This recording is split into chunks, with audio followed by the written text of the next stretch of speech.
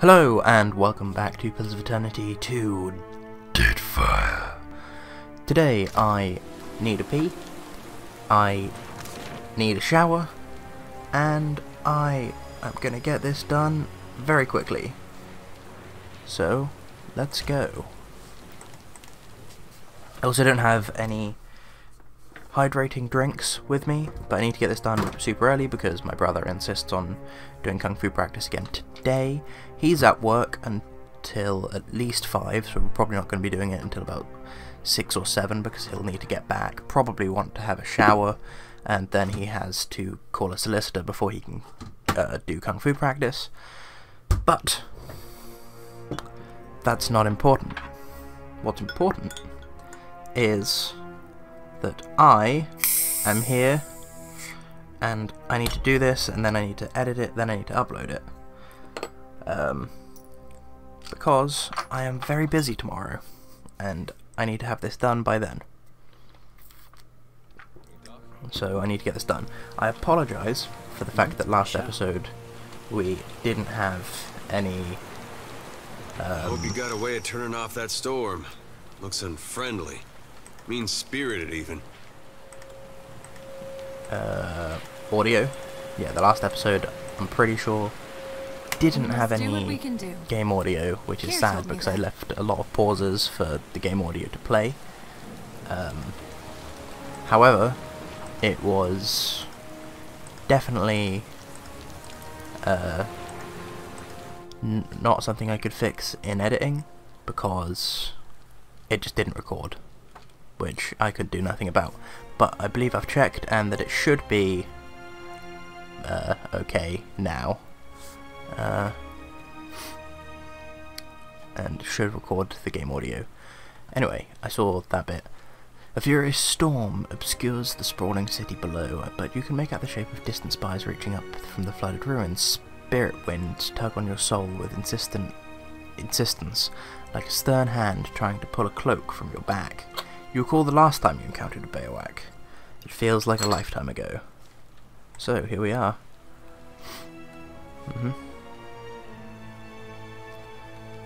How are you feeling about all of this? Gilded Vale got its name from the way the wheat fields used to look in the sun. But this place really is gilded. Might as well be a different world. Much prettier than Sun in the Shadow. Seems they had a whole different way of looking at things. I'd say I like this one better, but the truth is, these great people got a funny way of passing on. Indeed. They disappear from the world, but leave their problems behind for the rest of us to deal with. And now here we are, with Eothas trying to undo the whole thing. God of redemption, trying to redeem the gods. What a mess. Agreed. Let's go. Oh, he's the only one that is a actual NPC. The rest are just the critical role peeps. Okay, so that's probably the way we're meant to go. That's definitely the way we're meant to go. What's this say? A tiny engraving reads, "In memory of Duma, Tapua, and Tokima, Ngati's first chosen." Interesting. Are they frogs? Let's go to the spire. Moiguif.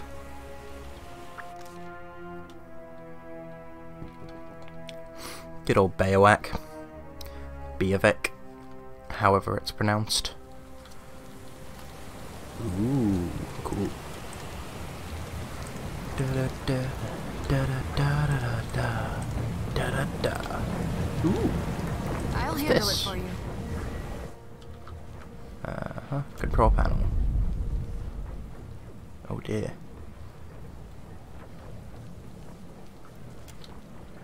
Control panel has weathered the millennia better than the rest of the city.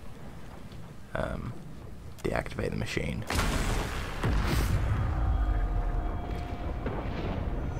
There we go. Slowing. Slowing. Stopping. Stopped. The machine controlling the storm winds down. The clattering of its machinery settles into a low whir and then, at last, hiccups to a halt.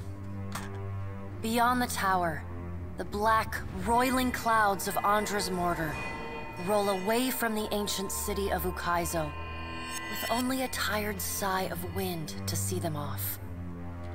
And on that last breath of wind, comes to you a familiar sound. What do you want? The ring of a bell. Damn it, the gods. bell's ringing is soft, not the clangor and torrent you've grown used to. It calls to your soul, and your soul yearns to follow it. Your soul flees from your body and into the beyond, chasing that sound. It leads you at last to Bareth's realm, to that cold platform and room of endless doors. Watcher, your journey nears its conclusion. The pallid night stands before you, her gaunt face impassive. Who are these folk?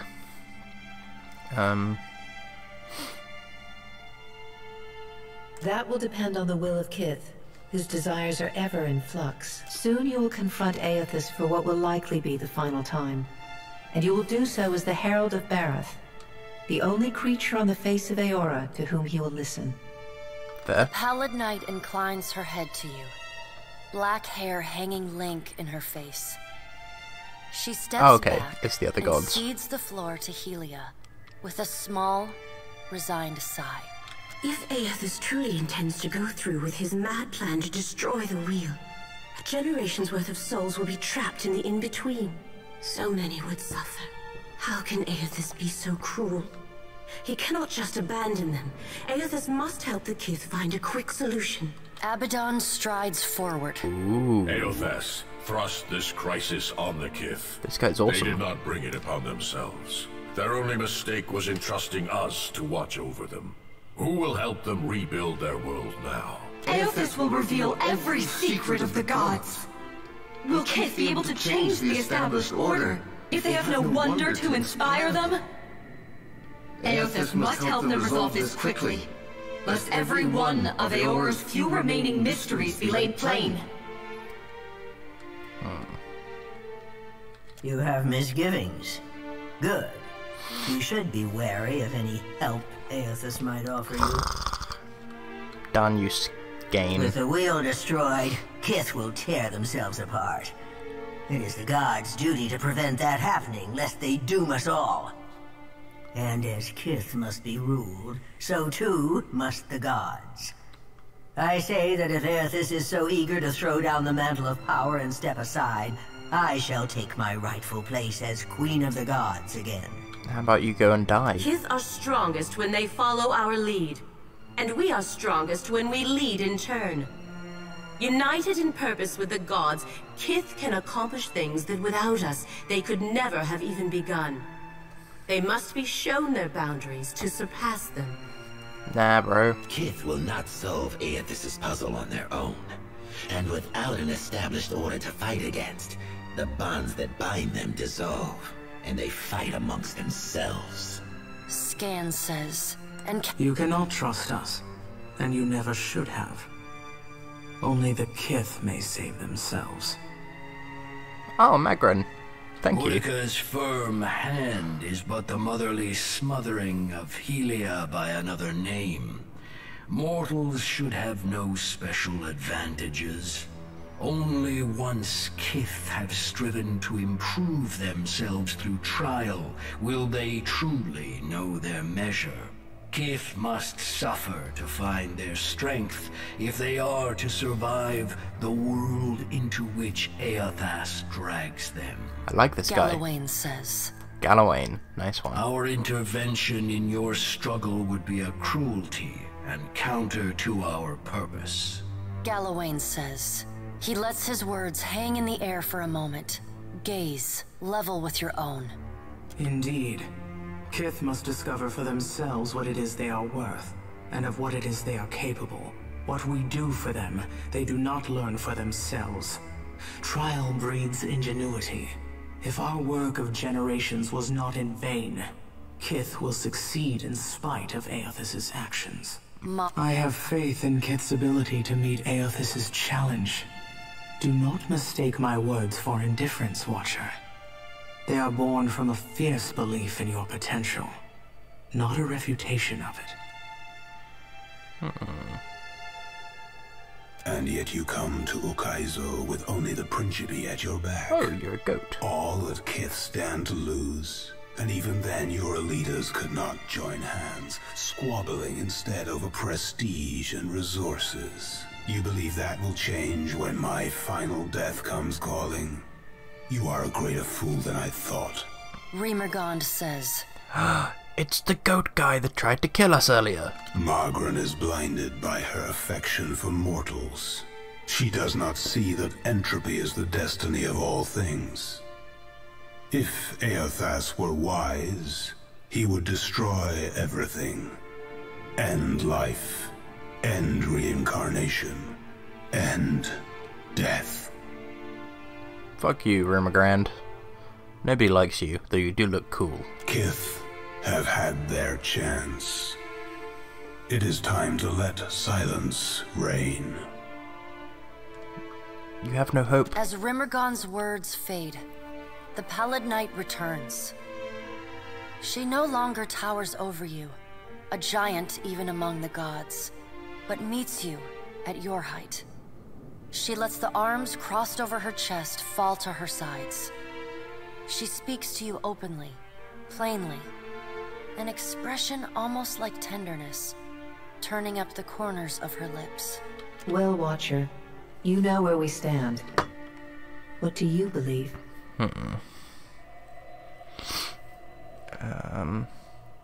True change, lasting change. Demand sacrifice. The coming days will be hard, but we'll be better for it. Things are fine as they are. If we can't stop it, we should only rebuild it as it was. The gods did what they could. We'll take it from here. Take care that you do not sacrifice all, Watcher. Only what you must.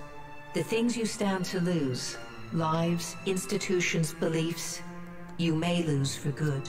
The Pallid Knight says.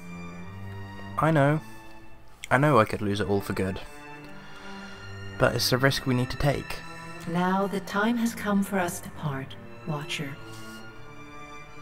I mean, can't you just, like, take your soul and, like, thrust it into one of the death godlikes you've got? I laid upon you a difficult duty. You will be free of it in time, but not now. You have work to do yet. You are no stranger to hard choices. You killed Theos, and when his soul was laid bare before you, you chose to return it to the wheel. You made his memory his penance.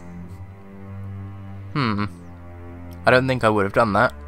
Remember the strength it took to make that choice, and know that you alone may sway Eothas now. When you stand before him, choose your words carefully. She claps her gauntleted hands together, and a sound like thunder rumbles through the room. As the floor crumbles and falls away beneath you, you hear the sound of a single bell ringing, and beneath it, the faintest whisper. Oh, hey, Eothas. Consciousness returns in a wave. Calming the storm revealed the city. You see the distant outline of Eothas. You keep falling asleep on me. I'm gonna have to start walking behind you with a pillow. Oh, by the way, the storm's gone. Also, I think Eothas has ended the world. I like this guy. I need to do another one, but with actual NPCs instead of my super duper awesome Critical Role peeps. The empty deck tells us the surviving crew have long since boarded a skiff rowed to shore, which means you're no longer alone on Ukaizo. Maybe they came to negotiate.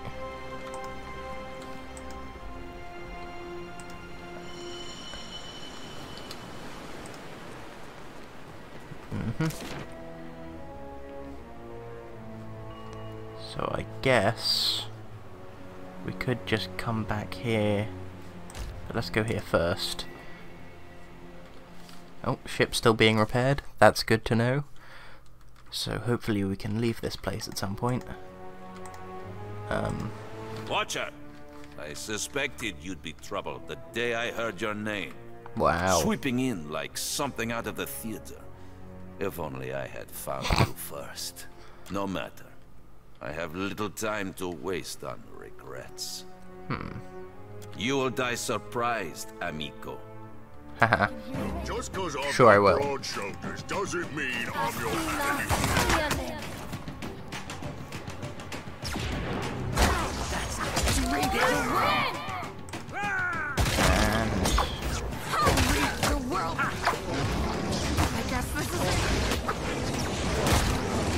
Come on. Don't have time for this.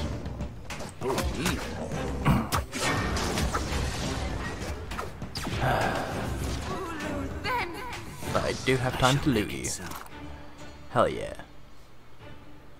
Violet Redemption.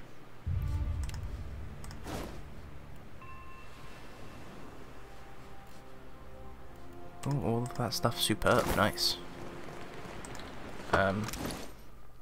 I've just got a walking cloak.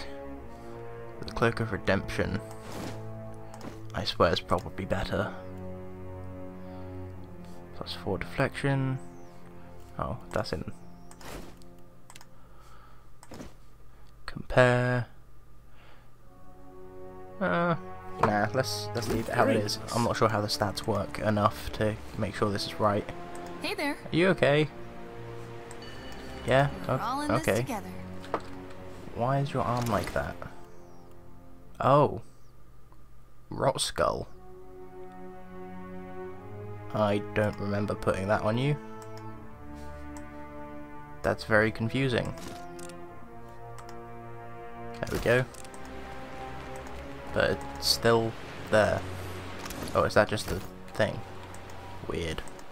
Anyway. Where is the Principe?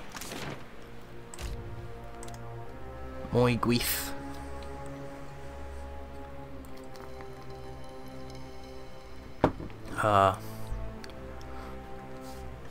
Come on, load.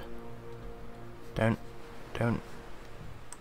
What are you doing? Oh god. Stop responding. Oh, that's better. It You started descend responding into again. the ancient winding streets of Ukaizo. Battered by storms for thousands of years, the ruins bear the marks of their role as the lone witnesses of the god's great secret at the center of the city. The houses and boulevards are pierced by great spears of luminous Audra. There are no ashen bodies, no birds, no sign or sound of any life. But with every step, the rhythmic pounding in the distance draws nearer. Soon, you can feel the vibration traveling up your spine. As you approach the center of the city, the weathered architecture gives way to more luminous Audra, piercing the ruins, eventually overtaking them entirely. Cresting the top of a fallen tower, you finally get a clear view of Eothas. He stands, legs astride, Pardon me. next to a great stone monument ringed with 11 cavernous alcoves. All but 3 hold a gargantuan skeleton, bones scrubbed clean by the city's storms. Do you think they could be the gods?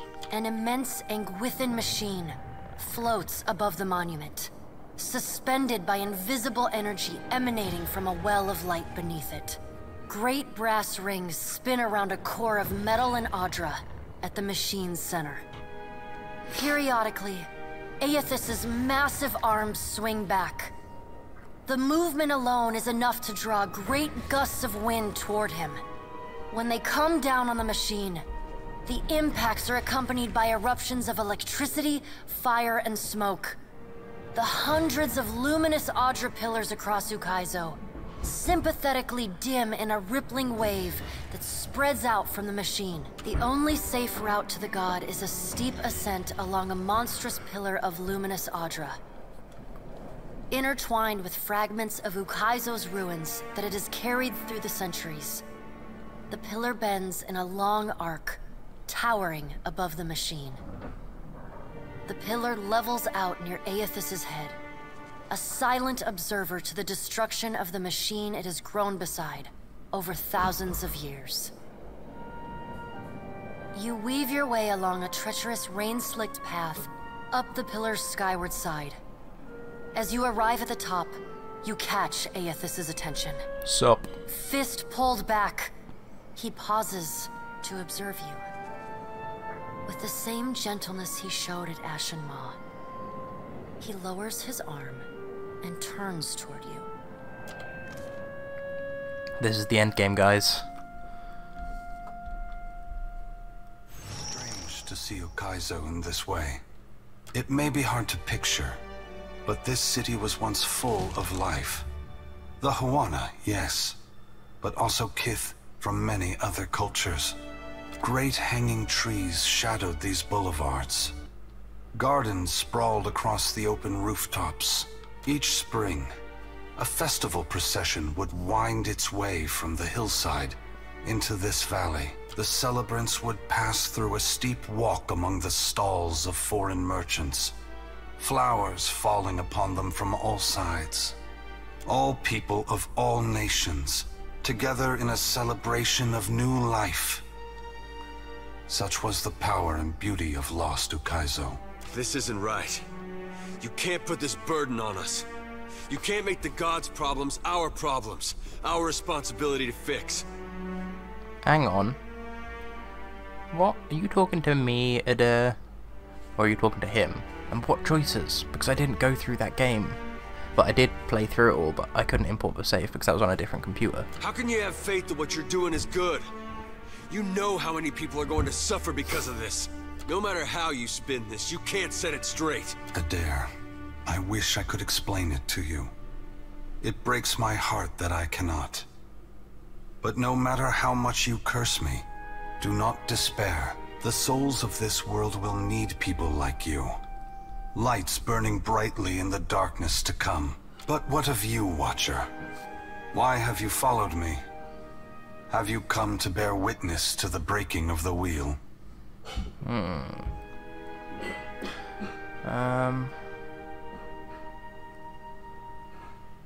Mortals are going to need a head start on things to prevent the gods from re-establishing control. No, I'm not following Rumorgrand's thing. I've come to fight you. Let's not do that. Mortals are already inspired. It is what has pushed them on for hundreds of generations to reach this point in time. Animancy is poised to go far beyond what we Ingwithans ever discovered. Interesting. Why does Helia think I should lend more power to mortals? If this is truly for the benefit of mortals, you're obligated to set them on the right path, not just to leave them stranded. I want to ensure that the gods don't have the upper hand in the struggle to come. Because I believe in Kith, believe in our potential to do good in this world. As do I. From where should mortals draw their inspiration? Very well, Watcher. I will ensure that mortals are inspired by my passing. That my power not be expended in vain. Thank you. I must attend to my final work now. I cannot delay any longer. You have carried a heavy burden across the Deadfire, Watcher. Before I go, I would rid you of it.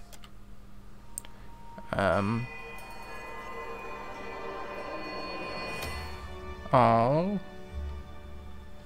You are free now. As free as any of us can be. Goodbye, Brath. Many will come to you for help in the years ahead.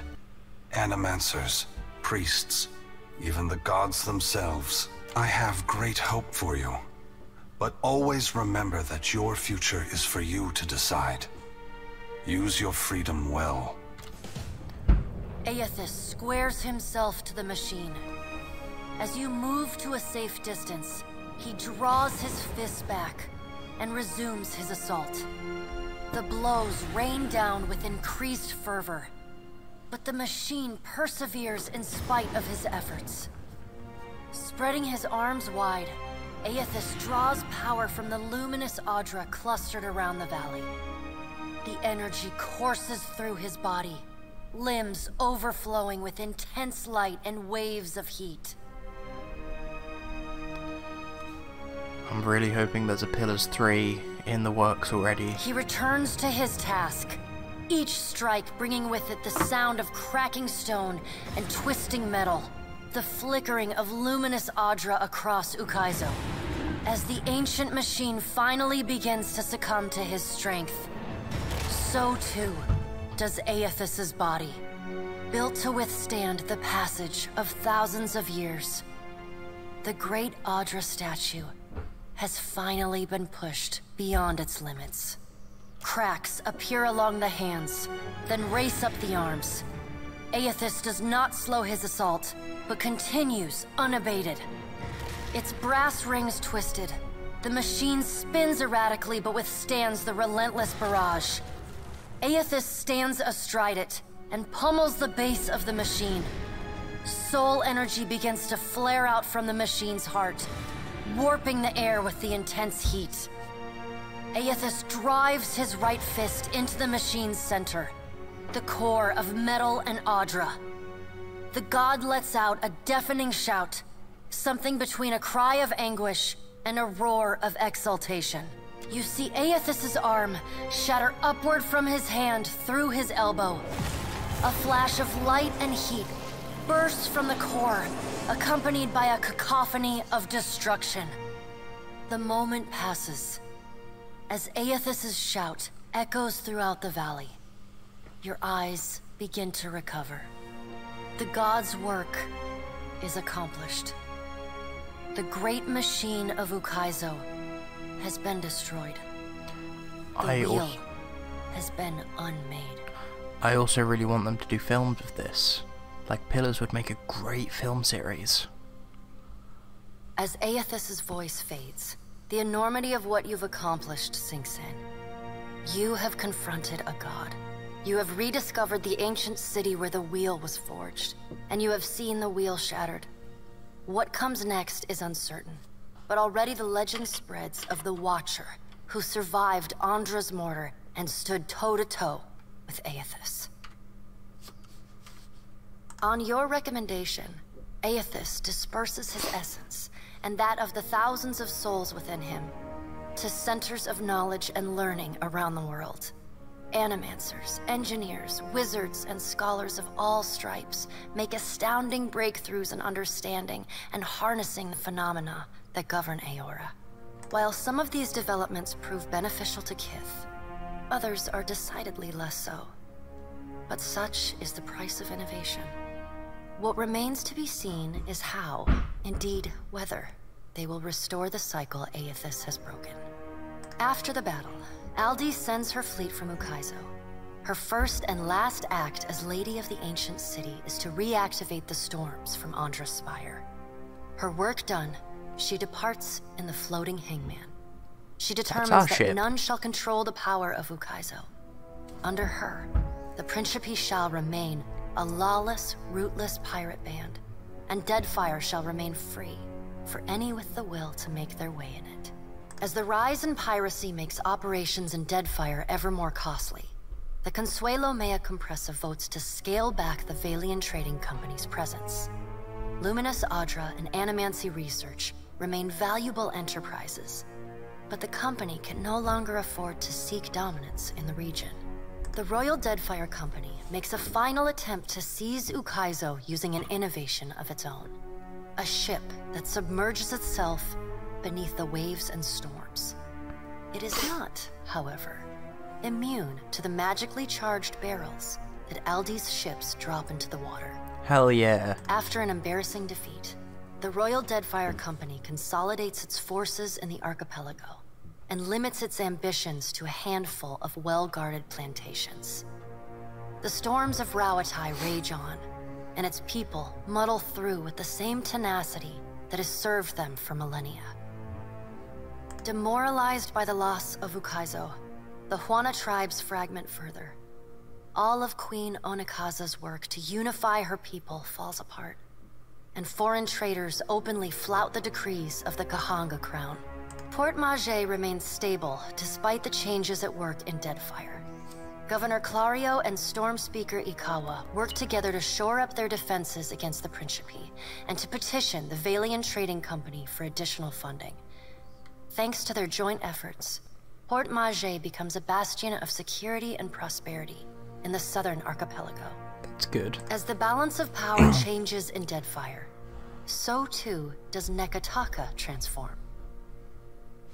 Pirates, smugglers, and other criminals flow into the city, openly flouting its laws. Good. The pirates continue smuggling food into the gullet, and the Raparu embrace their benefactors, aiding and concealing their smuggling operations. Over time, the gullet becomes a hotbed of piracy. I mean, that's just what happens when you have a really outdated class system. The Watershapers Guild is allowed to remain in Neketaka. Its members continue their arcane art and dream of finding the ancient secrets of their practice. The faith of the Children of the Dawnstars brightens. Eothas returned to give the world the greatest gift of all: hope. In response, they continue feeding, healing, and helping the neediest in Deadfire, just as they have for decades. It remains their holy mission, and they will persevere in love and faith. Still don't know how I could have found them, but I'm glad that they're doing well.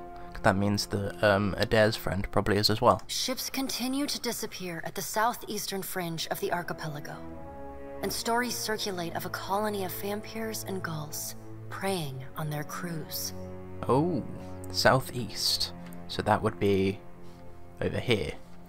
I'll need to head down there, I suppose, in my next playthrough. Though your adventures alter the destiny of Eora and the balance of power in Deadfire, they also leave a lasting mark on those who travel at your side. Your companions find themselves changed, in ways both big and small. Okay, so you travelled with me for a little bit, as did you. You didn't. I don't even know if you were on our crew or not. But you did. In the days sailing back from Ukaizo, Edèr finds himself disillusioned with all gods, his own above all. Where the gods have touched Deadfire, he sees only destruction, loss, and emptiness. He casts off all symbols of Eothas, and even begins refusing to use his name. Ultimately, he chooses to remain with you on the Defiant, knowing if any mortal is to have the final word in a conflict with the gods, it will be the Watcher of Caed Nua. True, provided Arima Grant doesn't rip our soul out. Shodi is not a priestess who understands the meaning of subtlety. As such, she makes her girlish crush on Edèr painfully obvious from the moment she first sets eyes on the strapping fighter. But as you all travel, Edèr grows increasingly uncomfortable with her attempts to engender his affection, until he finally takes her aside and sets her straight. He's not interested in a sheltered, overzealous little girl, he explains in so many words. After that, Shodi turns a cold shoulder to him, sometimes forgetting to heal him in the chaos of battle. Or so she claims. Shodi's journey through the Deadfire on your ship is an eye-opening experience for the sheltered farm girl. After many souls harvested, more lives aided, and much adventure had, the priestess declares her intent to rejoin her fellow missionaries. The one Aldi's left on was her at the ship. Temple of Gon in Neketaka. I think. Following a shy grin and an overzealous handshake, Shodi leaves you with an open invitation to visit her anytime. It is some months later when she pens you a missive. Can you hardly believe it? Her chicken scratch handwriting reads. Saw when sailing for distant lands. She's leaving me in charge of the temple. I've been named the High Priestess of Gon. That's good for you and all, except the fact he's dead. Aloth renews his commitment to transforming the Leaden Key from a tool of secrecy and oppression into a watchdog organization. With the wheel broken, he reasons the world will need wise and responsible leadership more than ever. It is a lofty goal, and one he does not expect to finish in his lifetime. But if there's one thing he's learned from the Watcher, it's that a single person can change the world. Too true. Seraphon seems little impacted by your journey. Always knew the gods were larger than me, he tells you, on the evening he decides to part from your company. He's too long put aside those he cares most for. He confesses over a bottle of rum, and he's got leagues to sail to make it right. The following morning, he's gone, leaving only a crude stick figure rendering of Eothas, scrawled into the hull to mark his passage. Oh. Pleased with the Navy's conduct throughout the Deadfire campaign, Maya returns to active duty. She can find a free drink and a sharp salute anywhere she goes in Rawatayan territory. In recognition of her performance, the Navy attempts to give Maya less strenuous work. She flatly refuses, throwing herself into the fray whenever she can. Her rifle never has time to cool. Good for her. She looks forward to seeing her brother again. So does Ashiza. Great changes are at work in Deadfire and the world beyond, but the storms of Andra's mortar rage on. Whatever salvation Kith achieve will be hard-won, but it will be the deliverance of their own choosing. As the Watcher of Caed Nua and the former Herald of Bareth, you return to your ship and begin the long journey home. You hope for calm weather. Are we going back to Caed Nua? Is that the end? I would assume so.